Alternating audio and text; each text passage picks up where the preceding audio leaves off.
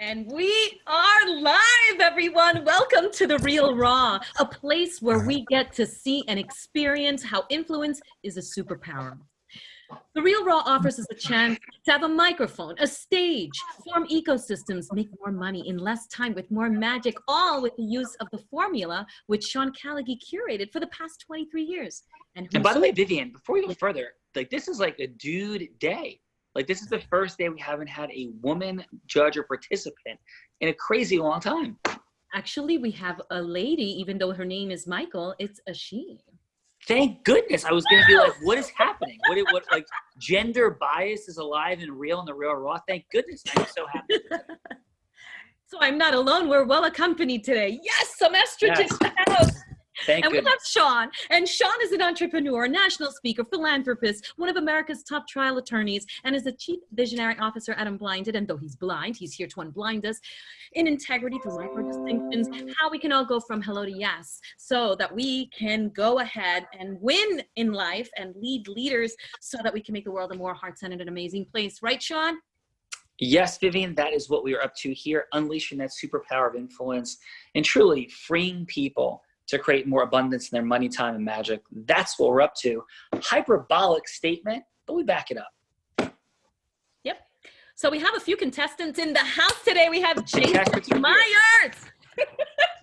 Jason Myers is a B2B content marketing and lead generation expert, working with companies to ensure that marketing is aligned with their sales process. He is most proud of taking some risks in his career path, including starting Texas CEO magazine in Austin, Texas with zero capital and going through sales training with no idea how he was going to pay for it. I love this story. Jason, welcome. Thank you. Jason, how are you doing today? I'm doing pretty well, despite the rain here in New York City. We're getting the Florida hurricane. Very, very nice. And so what brought you to the space of entrepreneurship? You know, I just wanted to do something different. I kind of, you know, when I turned 30, I just kind of burned out in the corporate world and wanted to do something different. I was living in San Francisco at the time, and it was very expensive to live there. And so I got laid off, picked up, moved to Austin, Texas, where it was a lot cheaper, and just said, I don't know what I'm going to do next, but I know I don't want to write press releases. Oh, wow. And Jason, where are you physically today? You're in Austin? No, I'm now in New York. I've been here for 5 years. Okay.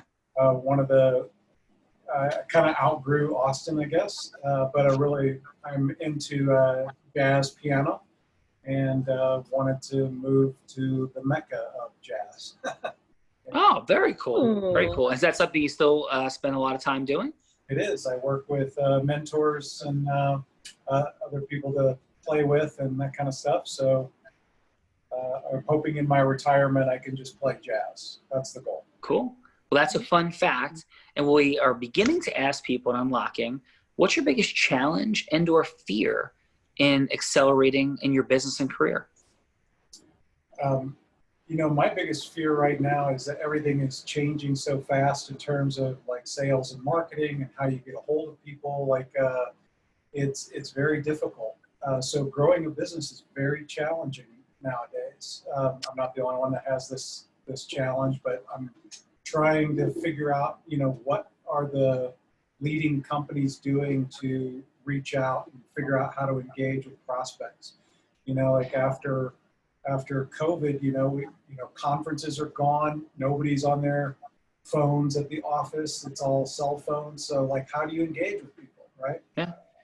So Jason, imagine if you just happened to stumble your way into The Real Raw and this was like the next evolution, experiential marketing hack to like change the world. Imagine if that happened today. Wouldn't that be weird?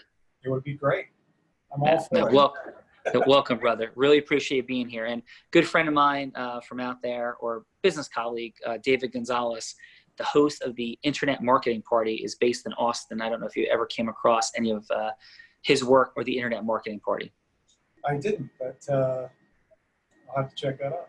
Yeah, he's got a lot going on. So Jason, welcome. Vivian, but we have more.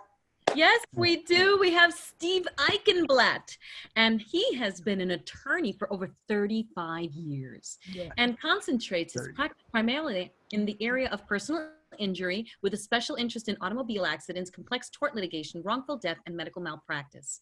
Steve is a circuit and Supreme Court certified mediator and a voluntary grievance mediator in Florida. He also works as a guardian and ad litem representing the interests of abused and neglected children and received the Gal Award of the Year for his voluntary services. So welcome, Steve. Thank you. Appreciate it. I'm very excited to be here. Thank you, Frank, for inviting me, and John and everybody else. Wow. Looking forward Steve, to it. this is like Small World Central. A dear friend of mine, a member of Calgary Law, my firm, Bob Perry, is very involved in the Guardian Ad Litem program down in Florida. Oh, is that right? He's in Port St. Lucie. Yeah, and he's okay, sure. He was the head of some organization. They did some events with minor league teams down there. Super involved. So really cool. And thank you for all that great work. You're welcome. It's another universe. I try to get every kid I know to come down with me to the courthouse and see what's going on in that, with some of the kids that are abused and families. And yeah, it's a painful thing, but it's very rewarding, of course. Yeah. And how did you get involved in the world of legal? Man, because I like to fight for a living. I like helping people. I grew up in chaos, and I suck in math, and I was really good in English, and I didn't have to do too much work to get myself through. Like, I could test really well, and I just really wanted to kind of be a litigator, learn how to talk to juries, learn how to talk to people. So it was just, it was just kind of the easiest way for me to fulfill those goals, I would say. And I've been really fortunate because my law partner and I have been together for defense lawyer, which I could. Yeah, Steve, you're freezing a little bit. Is that just me, Vivian, or you have trouble? No, he's freezing. He's freezing. All right. Steve, we're going to bounce back in 1 minute. You? Oh, there we go. I think you're back. Mm. So you said your partner's a defense lawyer, yes? I was a defense lawyer, representing, just not side, I like helping. Awesome. So, Steve, we're going to take a break for a moment, come back, because you're like cutting in and out every other couple words. So yeah, let's get to the judges, Vivian, and we'll circle back to Steve. All right. Well, we have Miss Michael Redmond. Woohoo! Girls in the house. She's a consultant, auditor, trainer, and international speaker. She's a psychoneurologist focusing on crisis response, planning for organizations, and enterprise risk management. As an executive coach, she helps clients find balance and peace in all areas of their lives through solution-focused coaching, focusing on the positive strengths in people. And she combines different modalities, including tapping, hypnosis, and NLP. So welcome. Thank you very much. And it's such an honor to be here. I had spent some time this week looking at some of your past recordings, and I'm taking notes. And I'm in my mastermind group called up saying, you've got to watch this. You've got to watch this. So I've become your marketing person. Oh, Michael, thank you so much. And how did you find your way here to the Real Raw today? I was invited. I got a call. I think it was, I'm not sure. I know they said, we'd like to have you. And I said, great. Amazing. Well, thank you so much for being here. I'm really, oh boy. And just everybody. Was it Craig? Was it Craig? Adam, I think it might have been Craig. Adam, you got to take. Why don't you take yourself off camera? Adam? Take yourself off camera. I think it's the power. The power's out. So I yeah. Adam, we can't hear you at all, bud. Take yourself off camera. Can you hear me or no? No. Take yourself off camera. I am off camera. Okay. So he was off mute though. I'm off camera. Can you hear me or no? Yes. Can you mute for a minute, baby? Yeah, I was saying that I think Craig was the one that reached out, but okay, I'm going on mute. Yeah, awesome. He was trying to So- help out. So too. Yeah. Yeah. By the way, Mike, this is not normal. Normally, I think the storms are really affecting because, normally we have much better technology than this. So, Michael, but how did you get involved in the world? I love the combination of risk management, corporate consulting, NLP. How'd that all come together? Well, different routes all came in together. I was a senior manager at KPMG, responsible for all areas of risk management, disaster recovery, business continuity, and I was up for partner. And they said, you can't take so much vacation time. And at the time, I was a platinum partner with Tony Robbins. Ah. I traveled around with Tony. He had a group of 70 people he limited it to, and you had to travel around the world. And it was limited to millionaires. You had to make 7 figures a year or more. And I wrote Tony a letter, and I gave it to his assistant at one of the events. And I said, "Dear Tony, I am a millionaire. I know it. My friends know it. The only one I've not informed is the bank." So he made an exception. I mortgaged my house to pay the fees, because you have to fly to China, you have to fly to Fiji, you have to fly here. I did that, and I said, okay, this is making me happy. This is what I love. I love the learning, the development. So I went and did my PhD in learning and development. And I told KPMG, when they said, you're up for partner. First year, more partner makes 400,000. Second year, 4 years, you're gonna make $1 million a year. And I said, what's my goals? And my goal is to help other people be able to take that nerve and say, hey, I'm not a millionaire, but I know I am. And this is how I feel. And I wanted to help people feel that way, especially, I still do business continuity, still do disaster recovery, finishing my MBA this month with a 4.0 in risk management. So, and I love the coaching. I get to work with people. I have 3 books out. One of them is listed as the top 13 in the world for mastering continuity management. Woo! The other one is work-life balance. It's now being sold in over 27 countries.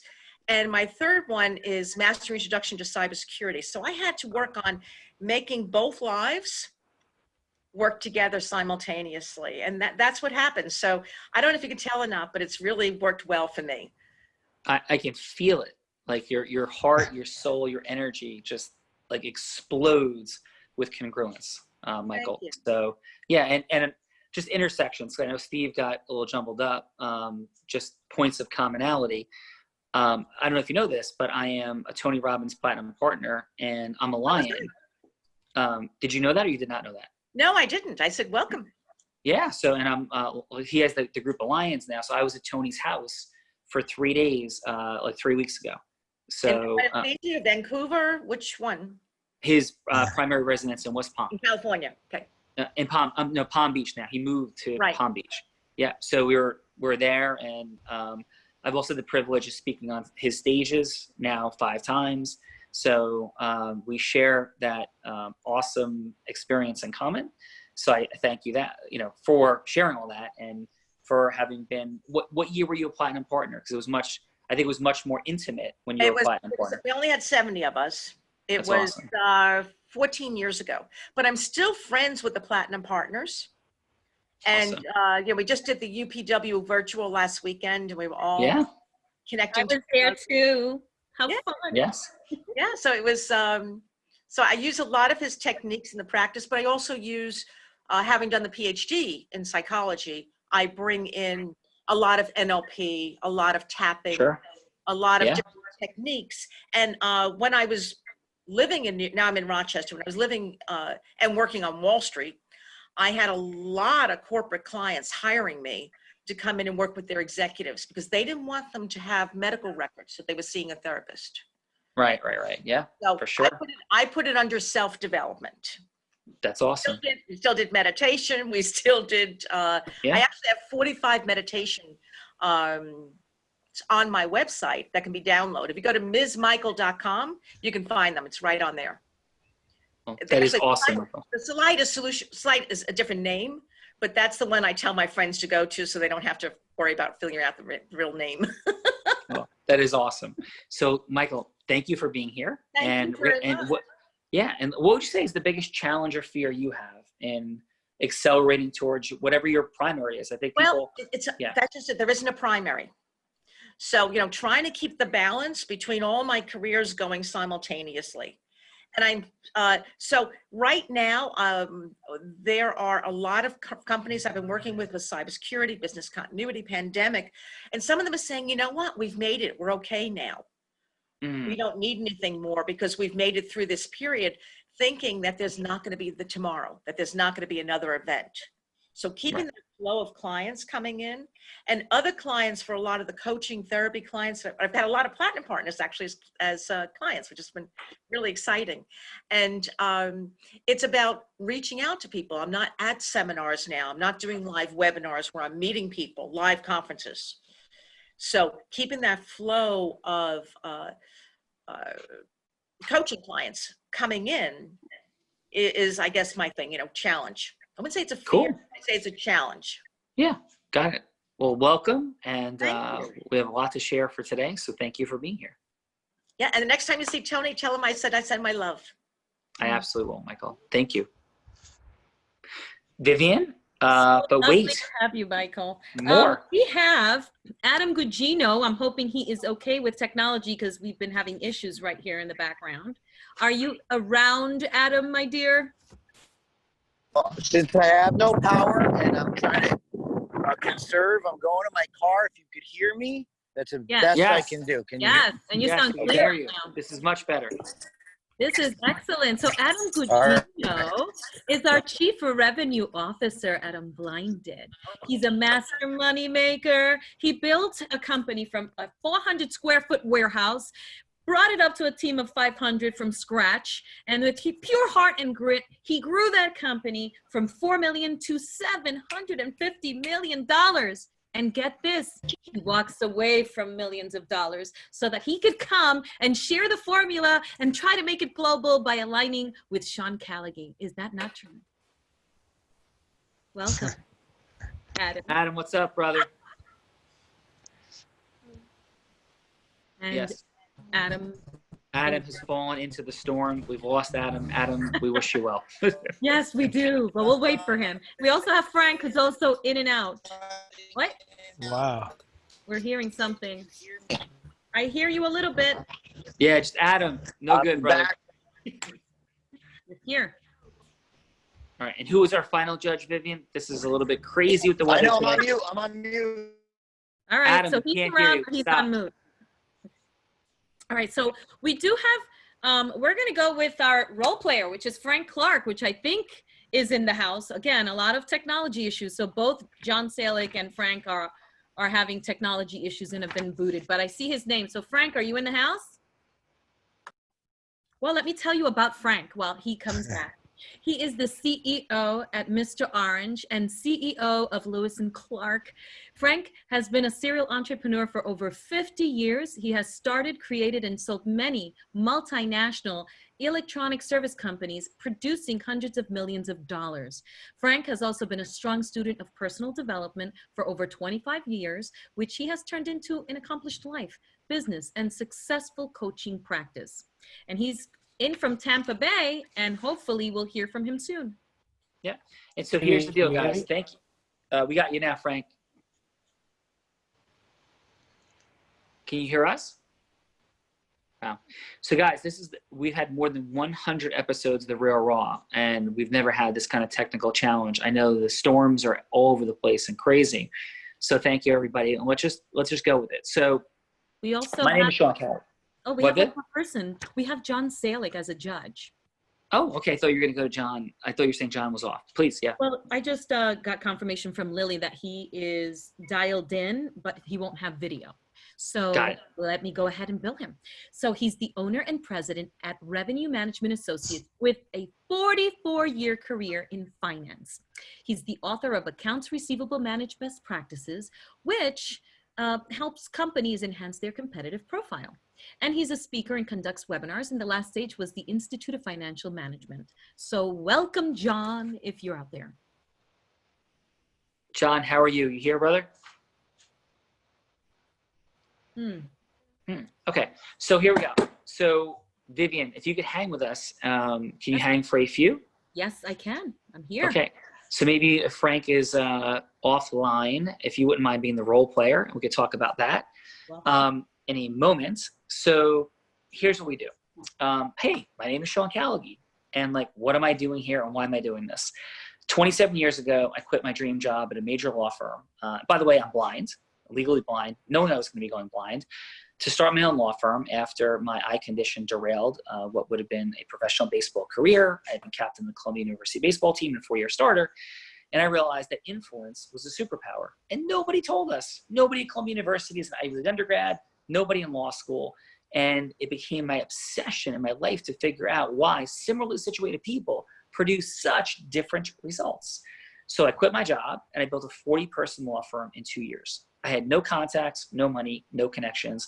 Started my firm $100,000 in debt on my credit card because of understanding the power of influence, self-mastery, and what to do with those things in a process, which I now call process mastery. So went on to build and sell that law firm, sold the training and development company. I now own a 125-person law firm with offices in 5 states, including Steve, Florida. And I also have a company named Unblinded, which teaches people how to do exactly this. And we are scaling and growing dramatically and rapidly. We had our first event in January with 1,500 people at that event. And we every morning have huddles and run real raws. And we're sharing with people the micro distinctions that unlock the superpower of influence. Oh, and by the way, factually, but humbly, I have 2 top 100 national jury verdicts, one of only 2 attorneys in America between 2014 and 16 to be in the top 100 twice. Both were in fraud business breakup cases where we had offers of $0 going into trial. Yeah, so that's what we're up to. That's awesome. And who is that? I'm sorry? Oh, I said that's awesome. As a lawyer, I could relate to that. So that's very cool. Yeah, thank you. Congratulations. Yeah, thank you. And both were $0 offers. And that. Steve, they told us that we were nuts. We had no chance. One was a fraud case, and one was a breach of fiduciary duty case, and it was crazy. Yeah. So thank you. That's putting it out there. That's a tough road, man. So it takes a lot of courage. Let's put it that way. Well, I feel your heart, brother, and I feel you and what you're up to. So I'm super psyched that you're here, that everybody's here. I apologize for the complex and unique technical difficulties, but we're going to drop in. And what we do here is that Vivian is role player, because I think we have some technical difficulties with Frank. She'll be anybody you want her to be. So Frank's back, according to him being here, and he just texted. Oh, Frank, can you hear me? Yeah, Sean, I can hear you. Oh, amazing. I'm Okay. live. I'm live via my phone. All right, amazing. Thank you, Frank. So Frank, Vivian, thank you. And if you could hang with us for a little bit, because this is an adventure. We're like in a storm together, all in different places. Right? I'm loving it. Yeah. So that, by the way, there's like, like trees blowing down and all kinds of things around us. My power's been in and out all day myself. So for Steve and for Jason, Frank can be anybody you want him to be. He could be like a jury in a closing argument. He could be a potential client. He could be somebody for a movie deal or a book deal, a strategic partner, anybody in the world that you want to go from hello to yes with. Hello to yes. That's what we're measuring. That's what we're assessing, having fun with. So Steve and Jason, let's go this way. Steve, I have under this desk either a 1 or a 2. Do you think it's a 1 or a 2? 2. It is a 2.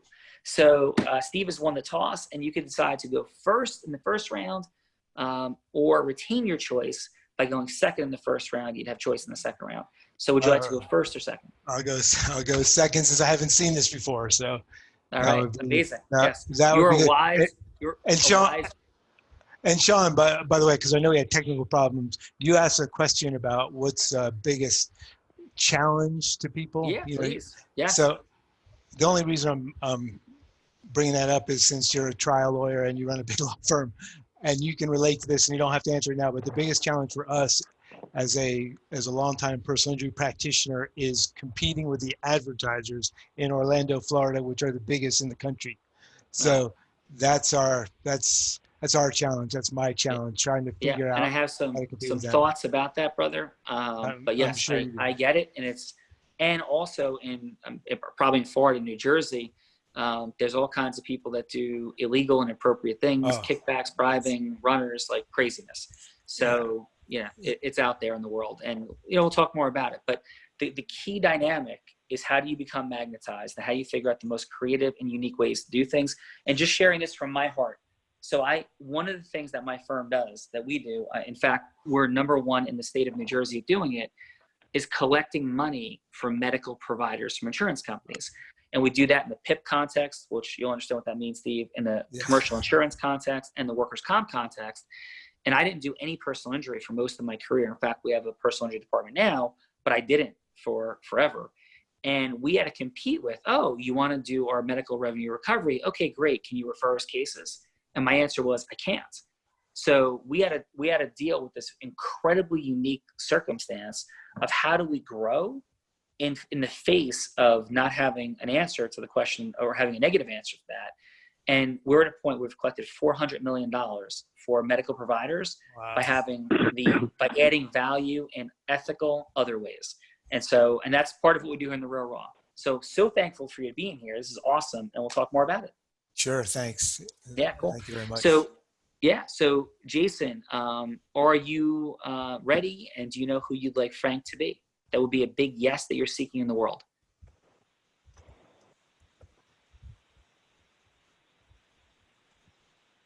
Honestly, I have no idea how to proceed. Yeah.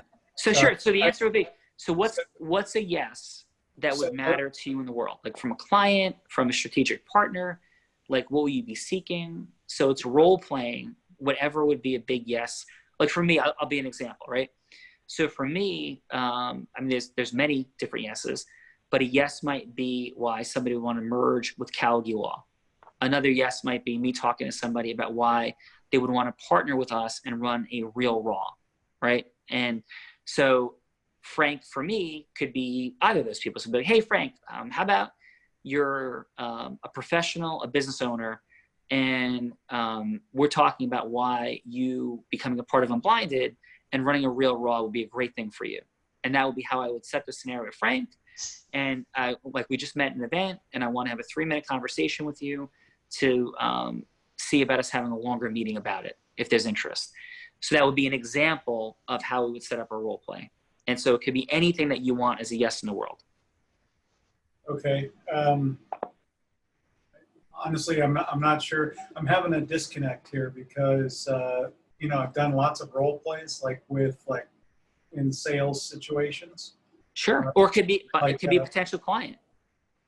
Which is where I'd like to go. The problem is that, what we used to be able to get a hold of people on the phone, we're not doing that anymore. So what's the role? I'm having difficulty. I can understand how to do a role play, assuming that I actually get to talk to somebody. I think the problem now for a lot of people is that I'm not talking to people. Okay. So can I jump? So, go ahead, Frank. Can I jump in? Jason, you said you're having a hard time getting a hold of people. So imagine I'm the one client of all the clients you've ever wanted for whatever your service is. I'm the one client you've always wanted to get a hold of, and you finally got a hold of me. I will be a potential client for you. Go from no to yes or hello to yes with me as your potential client. Does that make it easier?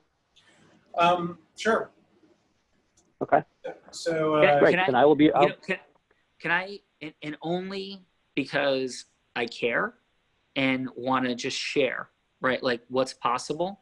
And I know there's a very difficult world out there right now. We've created right from scratch a multi-million-dollar training and development company where we had no revenue in the month of April.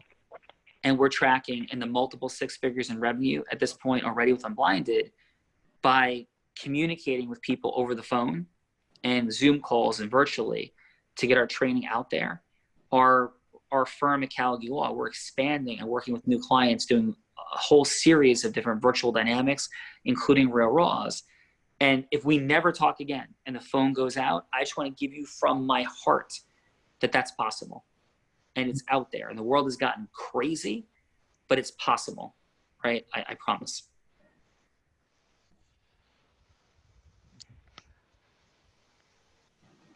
So Frank, you there? I'm here. Yeah. Jason, you there? Yep. Yep. Okay. So who would you like Frank to be? Make him a chief marketing officer of a large software as a service company. Cool. All right. Okay. So, and yeah, you're gonna have 2 rounds. So the first segment is 3 minutes, and then Frank's gonna have to take a call, and then he'll be like, "Hey, Jason, I'll be right back." And then you're gonna have a second 3 minutes. In the first half, we're just connecting, building rapport, creating a disruption, and his default no, where he's gonna be like, "What? I don't know." Like, so you're creating a disruption, opening his listening, and that's where you're being assessed on in round 1. In round 2, it's all about who you are, what you're doing, and moving to a yes. So if you don't, at the end of the first 3 minutes, you don't have to set up the second 3 minutes. He's just gonna be like, pause, and he'll come back. Good? I think so, yeah. Yeah. Take us in, Jason. So, like, what's the scenario? I got you on the phone? Yes. Yeah. He's like, it's like ring, ring, and Frank's like, hello. Hi, Frank. Hello. Yeah, Jason, how are you? Good. Hey, Frank, I have to tell you, we have not met, but may I share briefly why I've called? It'll take less than 60 seconds. Oh, absolutely, because I got only about 3 minutes. Okay. I'm with a specialized consulting firm, and when I sit down with a chief marketing officer like yourself, they're usually concerned with one of 3 issues. They've had a mandate to generate high quality leads for sales, or were struggling to generate enough content to keep up. They were experimenting with account-based marketing, but had trouble implementing it. Or they simply needed to find an agency that understood that their sales strategy had some holes and that they need to fill it. And so my question is simple. Are these any issues that your company is concerned about? Yes, several of them, actually. Tell me more. Well, I think we're getting inundated with different marketing strategies, and it's really been challenging to disseminate which path we want to go down. Should we be doing ClickFunnels? Should we be getting involved in social media? Should we be, should we be speaking more? Should there be more speaking engagements? Should we be doing direct mail marketing? Should we have, these instant text messaging type of things going for us, or integrate our CRM? It's just confusing with all the different strategies that are being tossed at us at one time. And in those different opportunities that you have, like, have you tried any that have worked better than others, or what have you decided in terms of your strategy has been the best to go down? Well, the immediate and short dollar strategy was to improve our website, get more search engine optimization so there's more eyeballs on our company, being a little bit more out there in the public through social media outlets like LinkedIn, Facebook, Instagram, Twitter, and our own website. Just exposure. I think more and more exposure and more of us becoming more of the authority in our space has given us some traction. And did you find that was generating leads for your salespeople, or was that just creating more exposure for your website in general? A little of both. We have seen an uptick, probably 50%, if not more, in the number of leads that are coming in, incoming leads. Now, they're not very qualified, but at least there's something there. And then you said in terms of not being qualified, what's happening when a lead is turned over to the sales department? Like, how does that? Are you able to measure like how those leads come in and which ones are turning into actual sales? Not really. That's kind of where the abyss is, The leads come in, we put them in our CRM, we turn them over to salespeople, and then we really don't have a great system for automating the integration of sales to conversation or a meeting. So that's something that we are really lacking and probably use some help with. Are you finding that disconnect between kind of the sales and marketing handoff is an issue for your company? Is that giving you some pressure? Hey, Frankie, can you pick up with that in a minute? You got to take a quick call. Okay. Yeah, it's challenging, I guess, Jason. We're not converting in a timely fashion from the time the marketing piece comes to us to the time that we actually head it off to our sales department. and we don't really know the follow-up. Okay, very good. So let me ask you, is that something that worth exploring on a deeper level? Oh, absolutely. Yeah, hey, absolutely. Frank, you gonna, I got to Frank, bounce though. Yeah, well, Frank will be right back. I'll be right back. Okay. Yeah, I've got to go, Jason. Thank you, though. Appreciate the time. All right, you bet. Yeah, awesome. And Frank, how did that feel for you? It felt conversational, but a little disjointed, like I was doing all the talking. Okay, That's cool. what you're supposed to do. Mm-hmm. No offense. 30% me, None. 70% you. I hear you. 80-20 rule. Okay, so awesome. So let's go to Steve. Steve, who would you like Frank to be?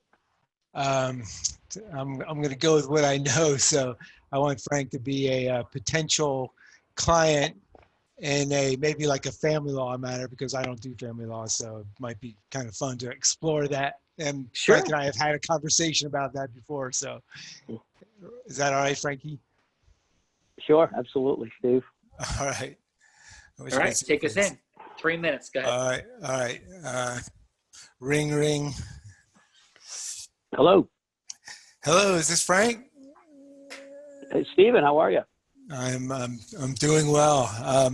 I understand that you are looking for a family lawyer. Is that true? That's correct. Tell me what. Perfect Tell me timing.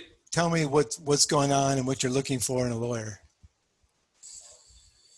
Well, I've been married and divorced, and all the regulation that goes behind that with alimony and division of assets. I'm starting to get involved with another relationship now. It's been a couple of years since I've been divorced, and I just want to make sure that I'm doing the smart things as far as protecting my assets in a new relationship and protecting my children's inheritance and their trusts and everything else moving forward.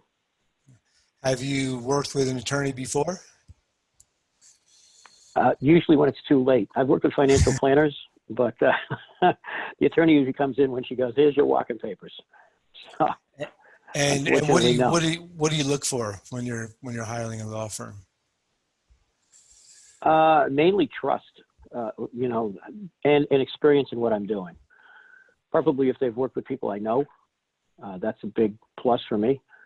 But really boils down to trust and time. I like to know that lawyers get things done in a quick fashion and not drag things out years and years after we get started. Have you talked to any other law firms about your situation? I have, just a couple. Nothing exciting yet. Okay. And what is it that you found about those firms that you liked or didn't like? I liked the price point of one. I liked the experience. I called the law firm that this was mainly part of their practice. It wasn't a secondary kind of thing. This was what they specialized in. But I don't really know them, and they didn't really know a lot of people that I knew. So from that standpoint, I'm still developing the trust with them. Do you mind if I take a minute to explain what it is we do in our process? Absolutely. I've only probably got another minute, but I got to bounce. But yeah, go right ahead. Okay. All right. Because I like to distinguish us and why our law firm is different than others when it comes to these family matters. From personal experience, I grew up in a house where I was a child of divorce, lost my family as a result of divorce, and have been through divorce. So I understand what it's like to be in your situation. We are not a firm that is heavily litigious. We believe in the collaborative process, trying to work with with both spouses, if possible, to resolve it without necessity of War of the Roses. So if you're looking for the guy that's going to take every deposition, waste your money, spend your time in years of litigation, then you need to talk with somebody else. If you're looking for a firm that's going to work with you, listen to your needs, and put your kids first, then that's the kind of firm that we strive to be. Are you looking, and some people call me and say, hey, I want the killer, beat the shit out of, bulldog. Is that the kind of firm you're looking for? Or are you looking to somebody to be collaborative? Hey, I Frank, like you the know what? Can you collaborative. pick up that question when we come back? You got a quick phone call. Sure. All right, Yeah, awesome. Steve, I got to let you go, buddy. Call me back. All right. Thanks. Sure, All right. Sounds good. Steve, how'd that feel for you? It's fun. It's good. It's good. It's good. It was. I enjoyed it. Cool. And I love Frank, so I enjoyed it. Awesome. Let's pop in and see what our judges and assessors have to say. So first, let's check and see. John, is John back, or John still off on technical difficulty? Okay. Do we have Adam? Are you out there?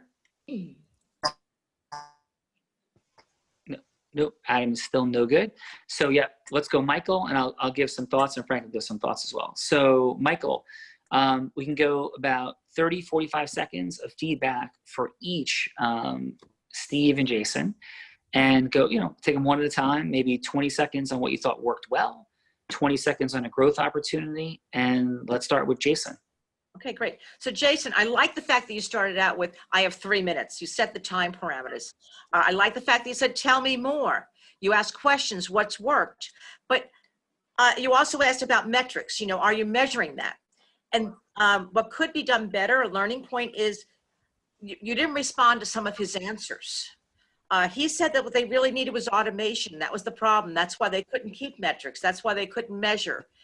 And a response might have been, well, have you considered a customer resource management system? Even if that's not what you're working with, to kind of give advice on something that he could do to help solve his problems at that moment. Because people kind of like people that help them out, even if it's not what you're doing. And he said some other things that you didn't respond to. I know you were listening, but you want to listen to what he's saying. Also, when he went down in his inflections and such, where he was confused, they might have been able to respond to that a little bit better. Just a learning curve. Awesome. And what'd you have for a score, Michael? We scored 1 to 10. On 1 to 10? Yes. I would say an 80. Okay. Awesome. And what did you have for, yes. Steve, I like the way you said, tell me what's going on. How would you, have you worked with a lawyer before? Have you worked with an attorney before? And he said no. He said he's only worked with people with financial planning. And you said, what are you working for with a lawyer? Remember, he said he hadn't worked with a lawyer yet. But you also asked permission to explain. You said, can I take 1 minute to explain? You gave him a time frame. And if you listen to his voice, he sounded kind of like he was getting rushed. So that was great. You gave him a time frame to say it, and you related to him. You told him a personal story about why you could connect. My learning curves is when he said he had never worked with a lawyer, you might have said, great, let me explain to you what's different about us from somebody who just does financial planning, and bringing that in. And then you said to him, what's most important to you? And he said trust, and you didn't respond to that. And when you went back later on offering, you started telling him the benefits that you offer. You never mentioned that he could trust you. And you never said to him, what does trust look like for you? Because what trust means to me is different than for Steve, is different than for someone else. So asking, what is that trust? What has to be there in order for you to feel that sense of trust, to get to really understand what that word means for him? And in the feedback, I would have said, this is why you can trust me. And as you said, trust meant such and such and such and such. And this is how I meet those needs of trust. Because out of everything, that was the most important thing to him. And I would also have gone back and stressed why you were not a financial planner, why you knew so much more to offer. Not that there's anything wrong with a financial planner, but that's not what he was looking for. So that's my feedback. Excellent. And what'd you have for a score? I would give Steve a 85. Excellent. Hey, can I ask you a question, Michael? Can I ask a quick question? Yeah, of course. Michael, that was great. I'm just asking because I don't do family law, but I am in that situation, and I of course, I feel like they can trust me. But if I say you can trust me, I always feel like as a lawyer, it sounds either self-serving or weak or shallow. But do you feel differently about that? Because it's a good point, and you have to earn trust versus it's I don't know. I just wanted to see what you Yeah, thought and a about great that. question. And I think that what I was trying to say is that if you had asked him his definition of trust, maybe he would say, Yeah. it's somebody who listens to me. Maybe he would say, trust is somebody who does what I say they can do. And you don't have to bring the word trust up again. You could have said, you know, the way I listen to you is, the way I follow up with you. You take the words that trust means to him and use those words in your discussion, Break not it the down. word trust. Right. Okay. Yeah, that's good. I like that. Let's see. Yeah. Is Sean, are you back? Yes, can you hear me? Yes, I just didn't, I don't see your picture. That's why. Oh, interesting. I don't know what happened there. I will figure that in a moment. But Michael, excellent feedback. And Thank Frank, let's go to, I'll give feedback after the second round. So Frank, would you want to give some feedback and jump in? Actually, Vivian, because Frank is the role player. Why don't you give some feedback and some scores? Okay. Jason, I gave him a 7. I thought he was confident and he came in with a man of answers, and I love the funny exchange with the 60 seconds and the 3-minute banter. And then it was right to business. I love that he used the word opportunity when Frank was talking about all the solutions he was talking about at social media and ClickFunnels or whatnot. And I thought that was great, but I felt, however, that the area for improvement is that I could see, and this goes for both actually, a bit more fun, more humor, more complimenting, more leaning into what was going on with Frank and really doing 5-level listening. And, you know, just a little bit more fun because it all seemed very much about the work. And the first part is about emotional rapport. So I wanted to see a little bit more of that. And so again, a 7.5 for Steve. I wasn't a big fan of the question talk. You said you talked to other lawyers and what did you like or didn't like? I feel like I would just find out what he really likes and maybe lean into that and give him more of what you offer as value, as opposed to trying to figure out and fish what somebody else is doing. But that's that's how I feel about it. So, I mean, I don't know, maybe that worked for Frank, but for me, I felt like that I would rather not know what somebody else is doing and just lead into what your strengths are and your heroic, unique identity and validate and make him feel that you were really listening to him. And divorce is such for me, a difficult subject, and I'm sure it is for the person going through it. So a bit more compassion and as opposed to transactional, how it felt a little bit to me. Or just All right, awesome. Thank you, Vivian. Frank, anything you want to share? I think Frank is having tech issues again. He was just on though. So Frank, Yeah. can you unmute yourself? Frank? Okay, so we don't have Frank right now. Yes, wait. okay. I'm unmuted. Somebody muted me who has control over the call. So I Okay. heard I was muted, now I'm unmuted. Anyways, I'm back. Yeah, what I thought, Jason, what I really liked was you started right out and said, you know, I can have something, explain something to you in 60 seconds. I liked how you controlled the clock right out of the gate. You asked me to explain a lot of the things that are, you know, confusing in my business. And you did ask a lot of questions about that. Again, much like Vivian, I think and Michael, when I gave you some opportunities to talk about or ask me about the things that are confusing to me, and I did mention CRM and the time from inception of a lead to the sales, I think you missed an opportunity to just dive in on that one point. But overall, I mean, I thought you did very well. I give you an 8.5 on that. And Stephen, you know, you have a little bit of an advantage because I know you personally. So the bonding and rapport is easier a little out of the gate, which is unfair. But, you know, I liked how you asked me questions right, you know, early on. I thought you were engaging. I was a little uncomfortable when you asked me about, like Vivian said, about, you know, what other lawyers I've worked with and what the pluses and strengths of that. You know, one other way to ask that might be, if you're talking about competition, is, you know, what more could they offer you that you haven't seen here, or what more could they give you, or just get right into your strengths, ignore the whole thing in general. But overall, I thought you did really well, and I gave you an 8.9. Very nice. All right, round 2.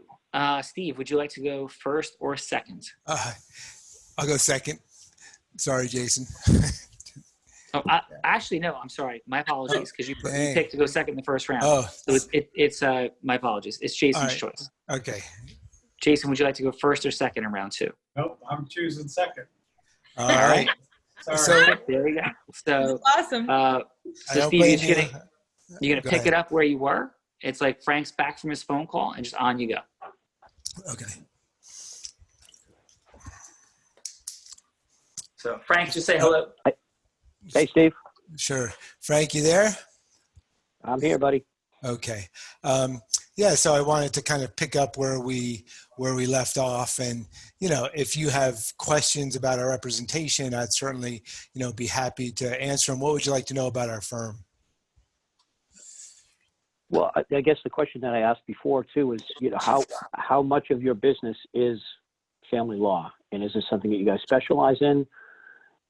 You are kind of a boutique firm in reference to this, or is this something that you guys really do a lot of?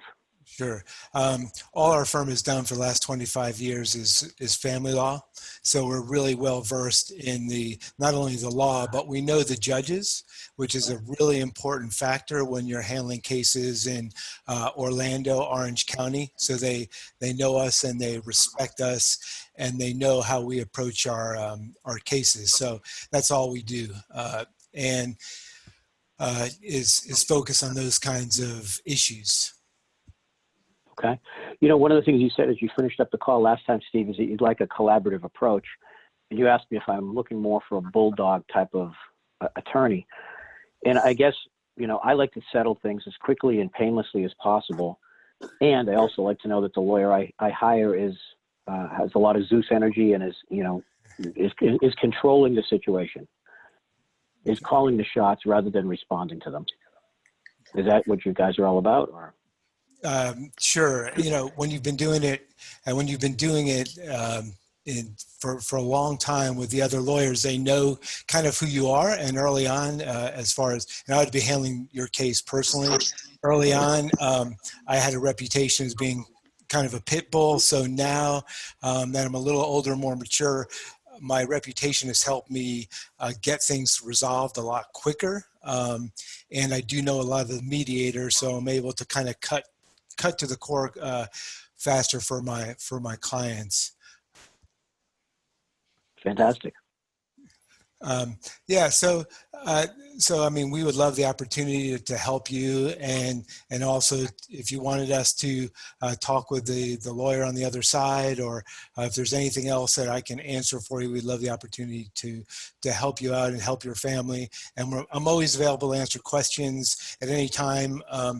Even in our firm, I mean, even if there are a lot of people that call up and say, "Oh, we want that pit bull," and I've been a pit bull before, but I always tell them, if you go that direction, it's not working out, please give me a call. I'm always willing to help you out and listen and answer any questions you have. But we'd love the opportunity.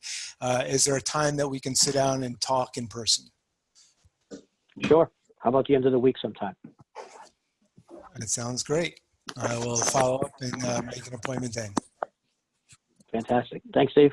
Thank you. All right. Excellent job, Steve. How'd that feel for you?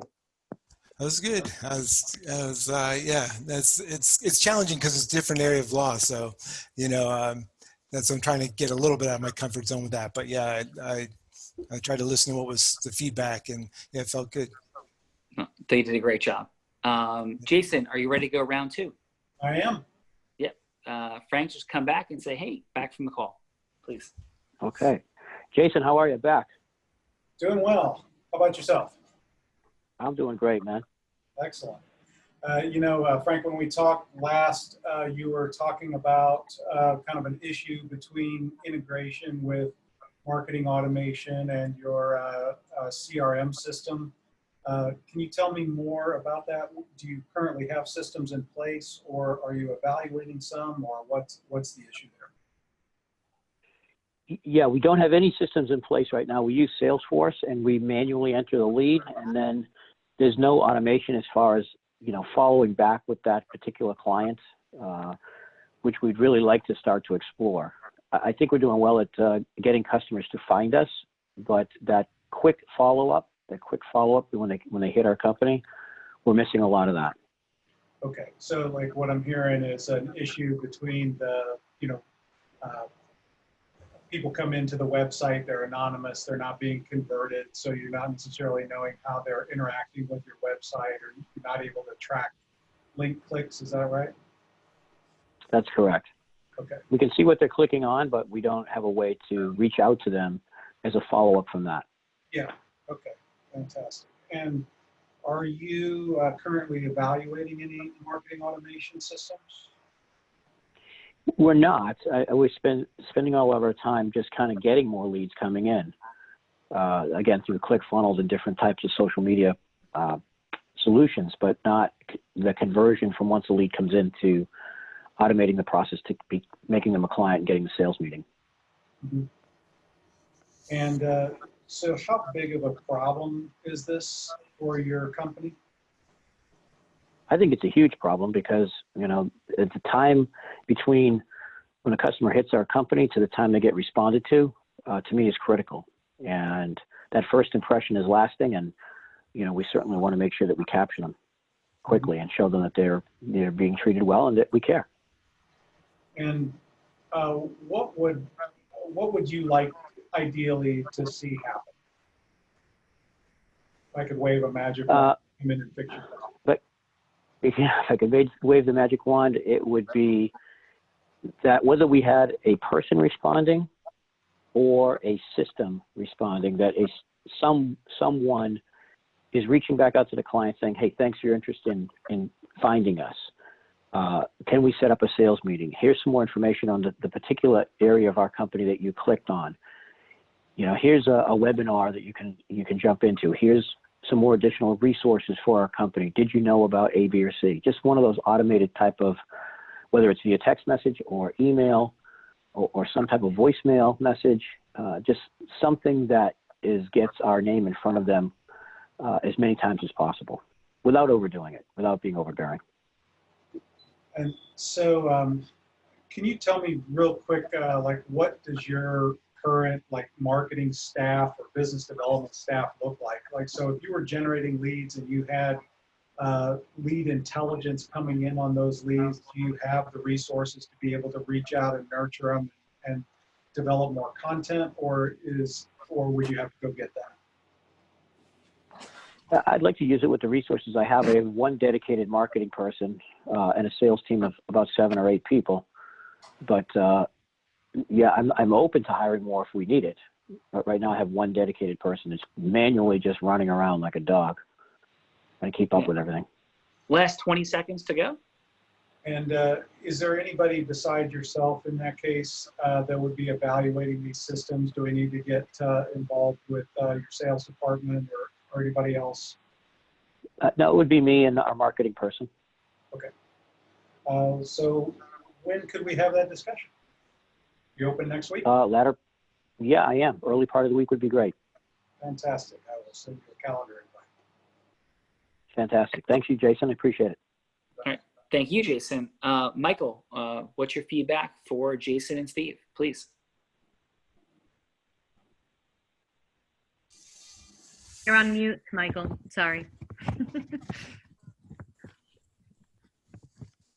Still on mute. You're still on mute. There you are. Okay, there I go. Sorry about that. I was trying to make sure I didn't cough or anything while you were speaking, and I just couldn't answer you. So, Steve, I like the way you said, what do you want to know?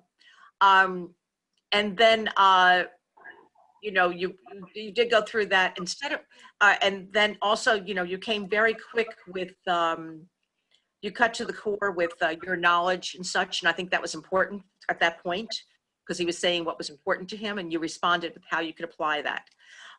Some learning things. When he said, as I told you before, it's important to me that they do a family business. You hadn't remembered what he said in the first conversation. So you may ask when you're starting a call, is it all right with you if I take some notes while we speak? So this way you have that, because it's so easy to forget something. And you know, it depends, a person can say no. I do mine. Yeah. And then you might want, he also said, originally, in the part 1, you had said, you know, you don't want you didn't say you don't want to, you said, you know, do you want a bulldog firm? Like if somebody, they didn't want one, it turns out that's what he does want. So those assumptions from before, kind of now, when he said, and the second time he said to you, well, I do want a bulldog firm. And again, I would have used that word in a sense, saying, great, what does bulldog mean to you? You just, instead of responding to how you could apply that. So he went through and jumped in for you. And he said, I don't want somebody who does this. I don't want somebody who waits. And then you brought it back to how it applies, how when you first started out, you didn't have a lot of experience. That just eliminated all of your contenders, if you will, who are going to be competing with you, who don't have a lot of experience. So that was great. And then you said, this is why I have experience.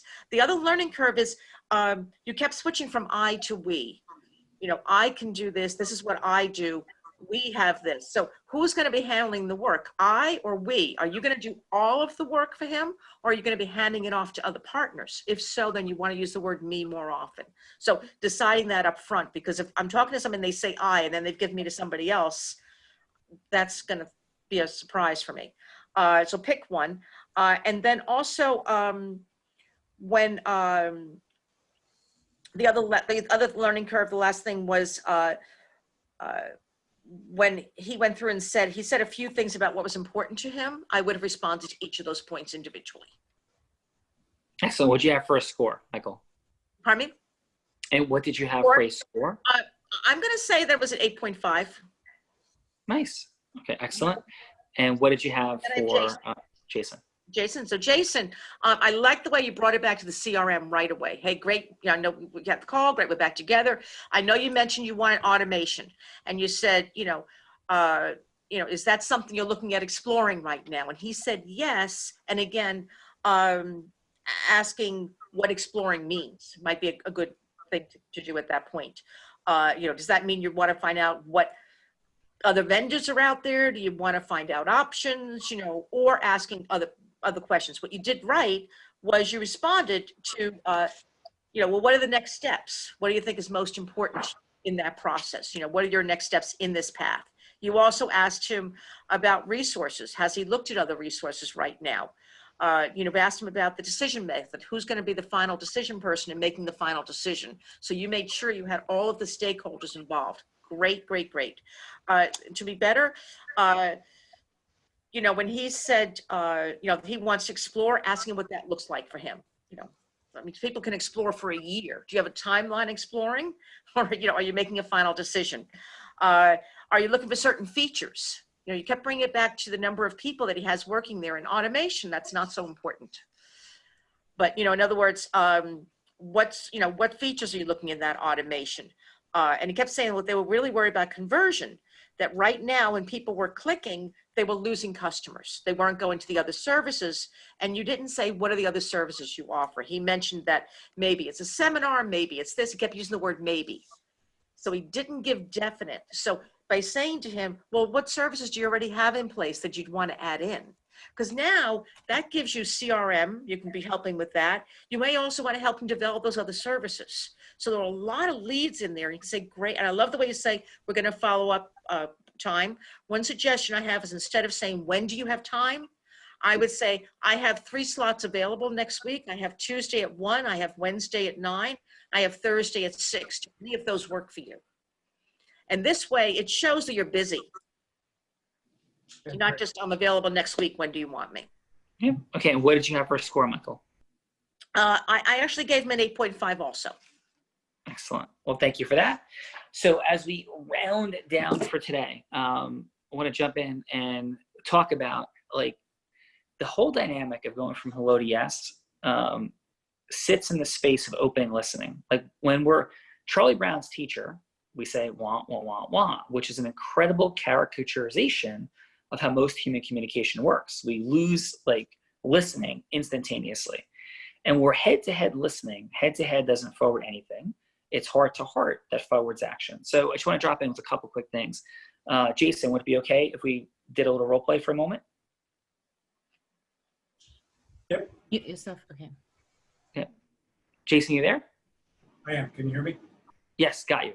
So Jason, let me ask you this question. Coming to the Real Raw today, what brought you here? What was that first part? Yeah, coming to the Real Raw today, what brought you here today? Oh, I met Fernando through a networking call and thought it would be a good idea to be on the call. So that was it. I had no expectations. Yeah, cool. But something prompted you to say yes. So what was the prompting for you to say yes? To meet people. Yeah, awesome. And why do you want to meet people? That's kind of the nature of everything, right? Yeah. Well, I mean, it's all about meeting people and adding value back and forth. cool, awesome. And what is it that you do again? I work with marketing and sales organizations to make sure that they're aligned, get more salespeople in front of customers. Cool. How did you get into doing that in the first place? Through a long series of struggle personally on both fronts. Wow. And so what was that? So I'm hearing, meaning you were struggling with those marketing and sales dynamics yourself? Yeah. And things, whenever something works, everybody jumps on board, right? So these things that worked 5 years ago don't work now. You constantly, so it's like, what's changed, what hasn't changed. I like staying in front of, these different best practices and figuring out, what's the best way to actually engage. Cool. And what is all of this about for you? If everything goes the way you want it to and you're building what you want to build, like what's your ultimate vision? My ultimate vision is to retire, do whatever I want.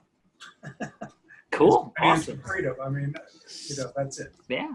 Awesome, brother. And if you're retired, you have everything you want, what would you do at that time? Play piano. Wow. Really beautiful. Awesome. So I'm hearing like this massive, like soulful cry for time to play the piano. Yep. Yeah. Really, really cool. And so, and in our final like minute or so here, what is it about playing the piano that you love? Well, there's a lot of things. When playing with other musicians, there's like this. I go into the flow state. That's really the heart of it. Everything around it. Even sometimes in the practicing, it's very system based, and I tend to be a maven. So I love the systems around things. Same for marketing and sales, right? It's all a big system. So how does it all fit together? Or how do we create systems out of that stuff? So that's kind of where I gravitate. Right. And so what's the difference between playing music and doing what you do in the systems of marketing and selling for you? Music is all mine. Usually, like in the work environment, it's things change a lot. So I get wrapped up into like companies that I'm working with. It doesn't work out. It's kind of on to the next thing. It's not really mine. Right. So I'm hearing pain and loss in some dynamics from the past where you felt maybe not in control. Yeah, totally. Yeah. And you feel like there's a lot more of that control when you're playing music, right? Yep.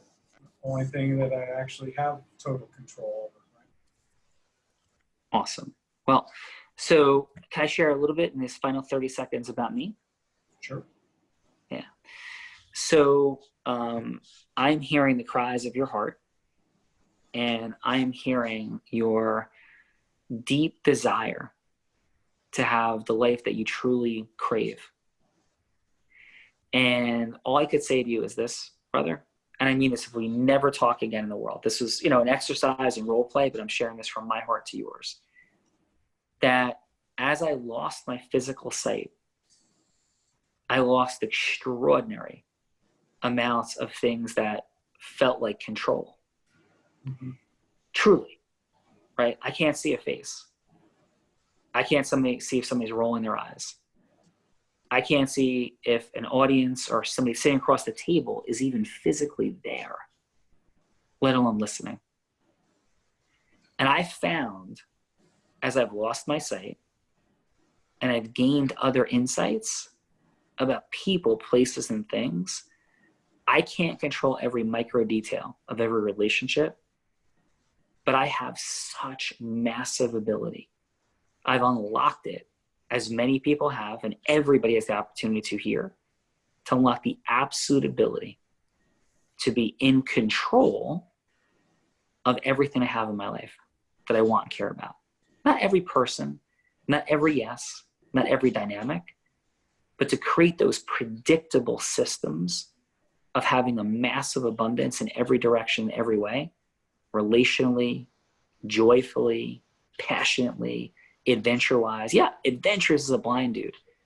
And so let this be the beginning of the journey. And I've never done this at the end of a real raw ever before. They're all recorded.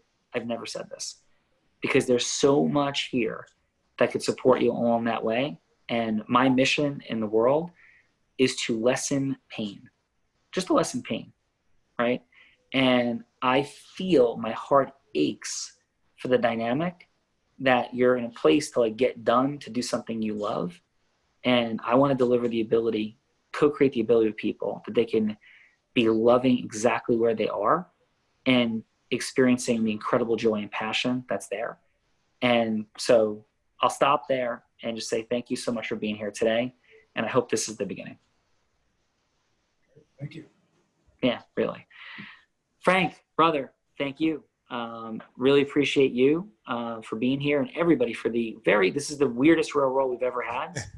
People dropping off, things happening. Like this is never 100+ episodes. Never had this before. Vivian, would you echo that this is this is the oddest yet in terms of technical difficulties? Agreed, but I think you were so poignant in how you used the formula, and I don't even know if Jason understood that you did that. Well, we'll come back to that, and hopefully Jason will be back. But thank you, Vivian. Thank you for everything as always. Steve, how was today for you?